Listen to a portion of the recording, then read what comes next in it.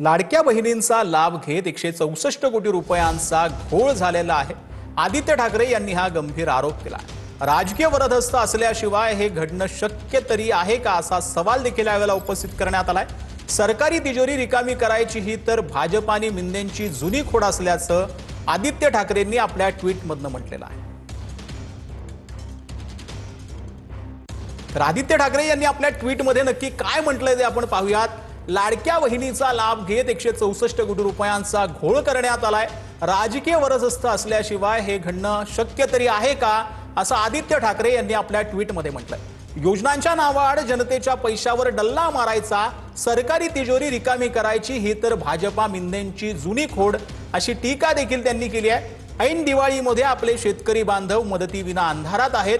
अतिवृष्टी बाधितांना दिवाळीपूर्वी मदत मिळेल असं खोटं आश्वासन दिल्याचं देखील आदित्य ठाकरेंनी म्हटलंय। सत्ताधाऱ्यांनी लक्षात ठेवावं, जनता सगळं पाहतेय, लक्षात ठेवते असं देखील यावेळेला आदित्य ठाकरेंनी म्हटलंय।